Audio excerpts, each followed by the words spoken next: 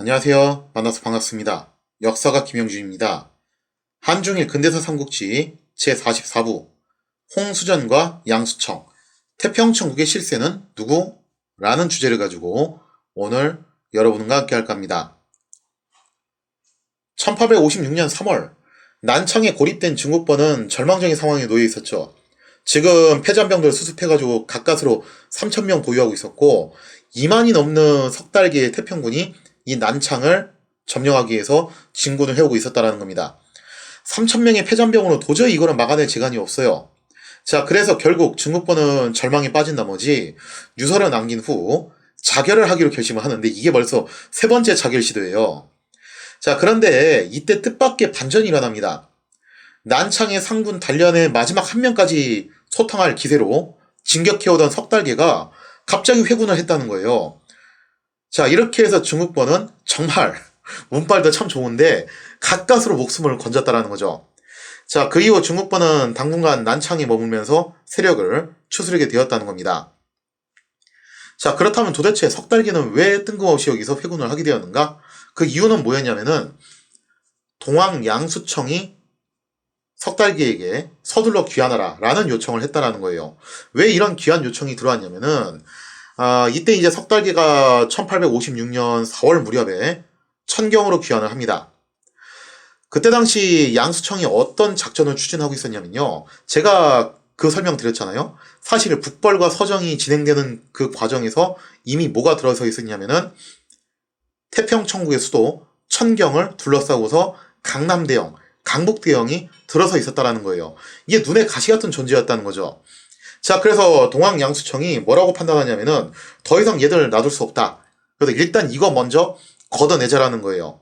자, 그래서 석달계군을 서둘러서 이제 불러들인 건데, 이때 당시 이제 태평천국이 총력을 기울여서 강남대영과 강북대영을 향해서 맹공세를 퍼붓게 됩니다.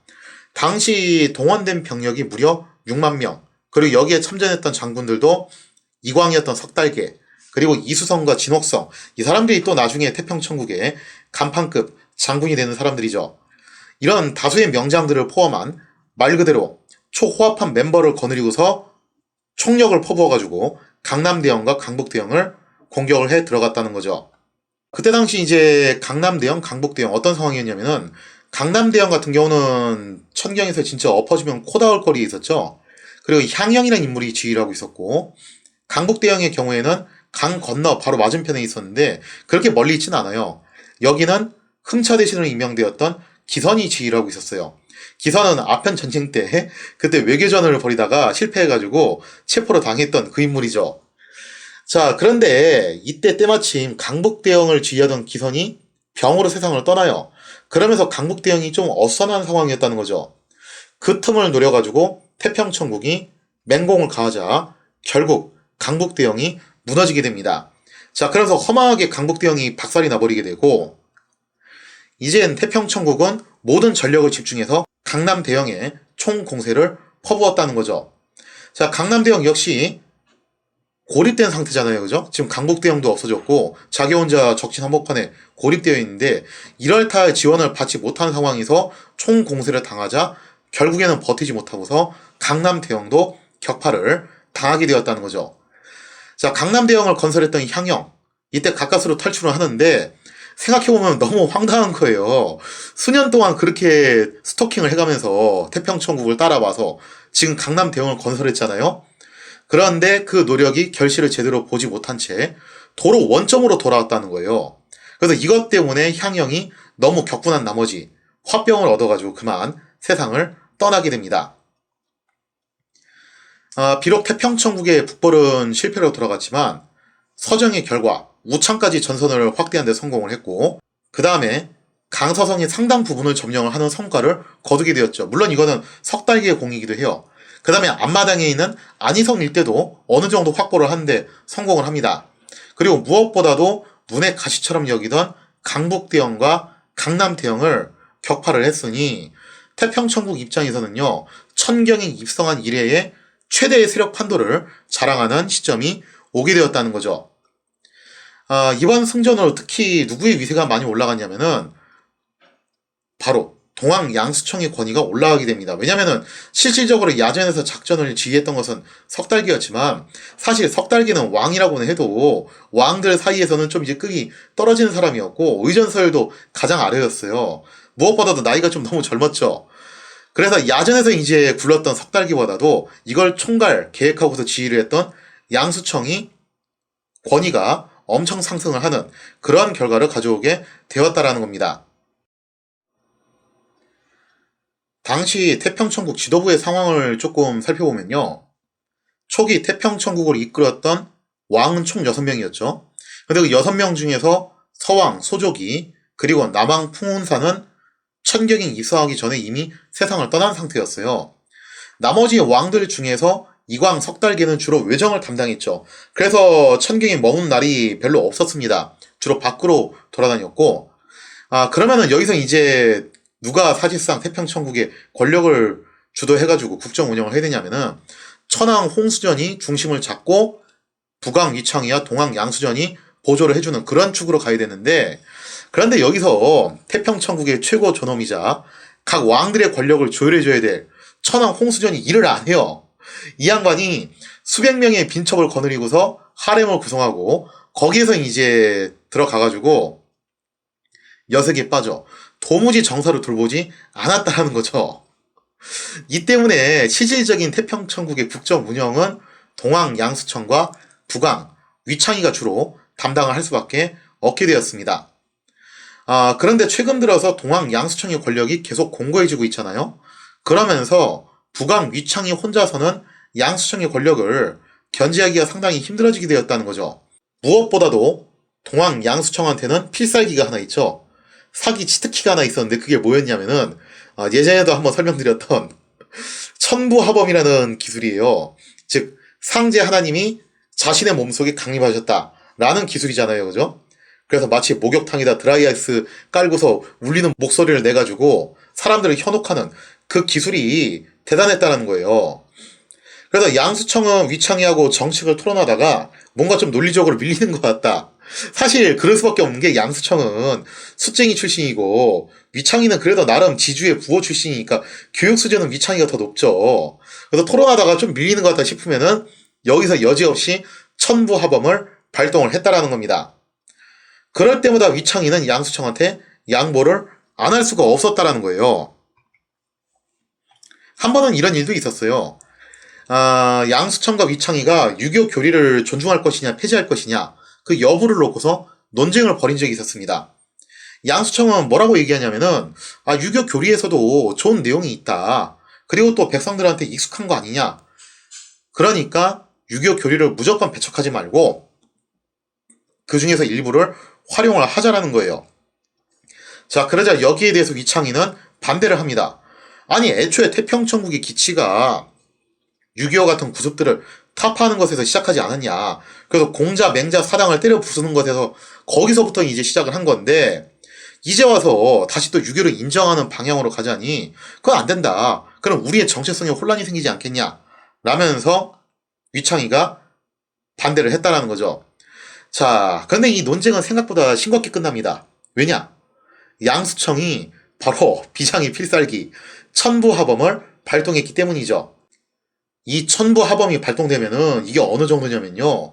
천황 홍수전조차도 천황부에서 튀어나와가지고 양수청의 발 아래에 엎드려야 할 정도로 그 정도로 천부하범의 권위가 막강했다는 거예요. 자, 이렇게 양수청은 상제의 권위를 빌려서 자신이 하고 싶은 말을 밀어붙였다는 거예요. 상제의 뜻이다라고 하는 거죠. 자, 그러면서 점차 태평천국의 권력은 양수청에게 집중이 될 수밖에 없었다라는 겁니다. 실제로 청주에서도 태평천국의 실질적인 수계를 홍수전이 아니라 양수청으로 보는 그런 시각도 꽤 있었다라는 거예요. 자, 그러다 보니까 양수청의 위세는 하늘을 찌르게 됐는데 이게 좀 이제 처음부터 태생적인 문제가 그거였죠. 양수청의 천부하범을 인정할 것이냐 말 것이냐. 홍수전이 고민을 했는데 결국 인정하는 쪽으로 가요. 근데 이게 사실 실수였어요. 당장 인정하는 쪽으로 감으로써 세력을 규합하고 늘리는 데는 유리했지만 궁극적으로는 교주인 홍수전의 권위가 흔들릴 수밖에 없다라는 거예요. 그러니까 같은 배에 선장이 2명이 있는 꼴이 돼버렸다라는 거죠. 그리고 또 이게 아쉬운 점이 또 뭐냐면은 천형하범을 썼던 소조기. 혹시 소조기가 살아있었으면은 양수청 혼자서 이걸 다 해먹은 게 힘들 수도 있었죠. 그런데 소조기가 지금 죽은 상태고, 또 무엇보다도 홍수전의 오랜 친구였던 풍운산.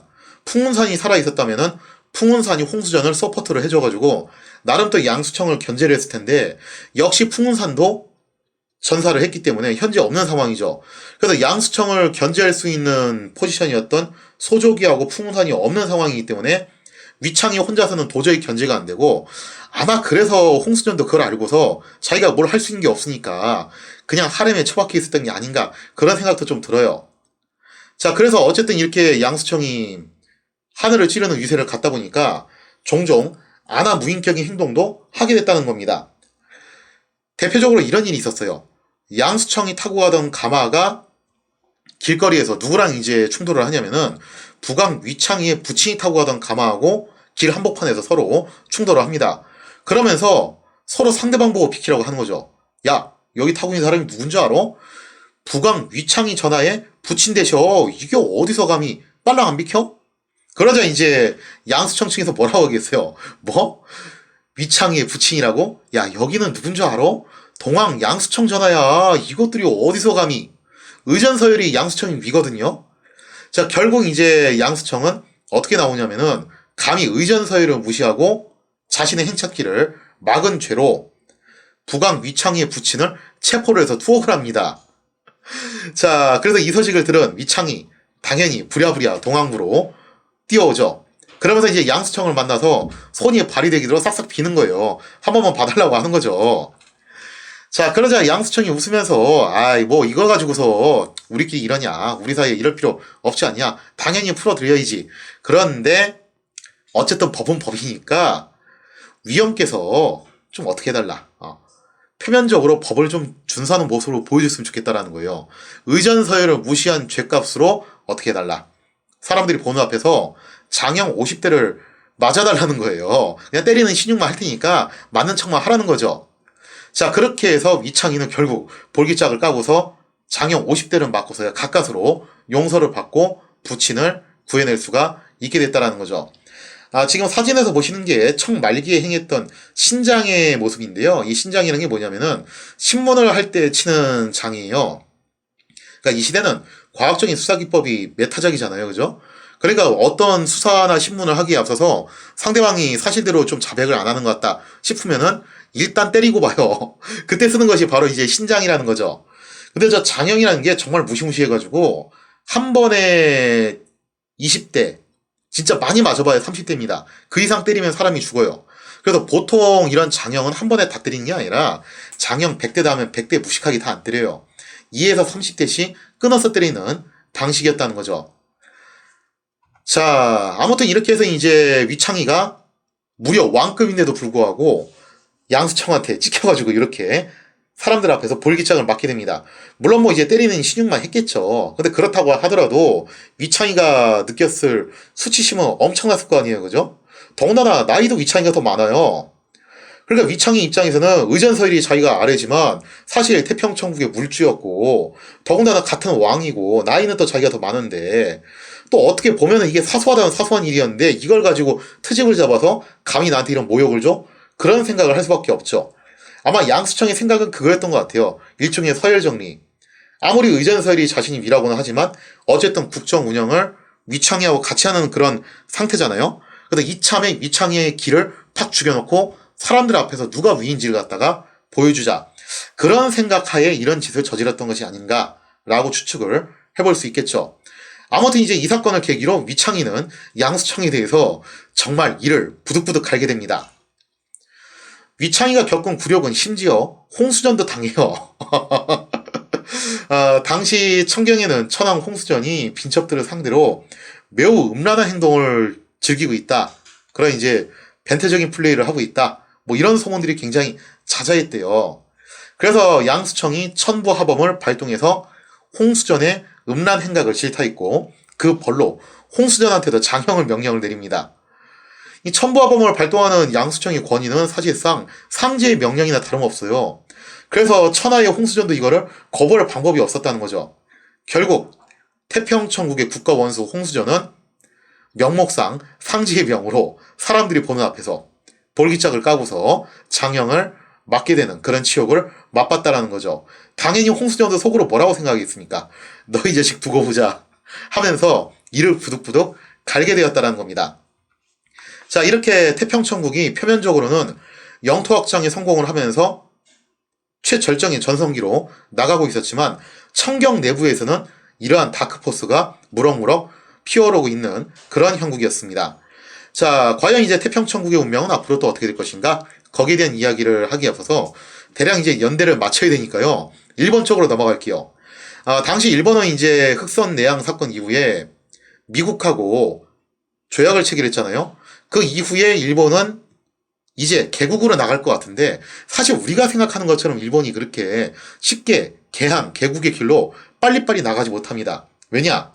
내부적으로 당연히 이거를 반대하는 세력들이 있었다라는 거죠. 그 반대하는 세력들이 누구였냐? 거기에 대한 이야기는 다음 시간에 이어서 계속하도록 하겠습니다.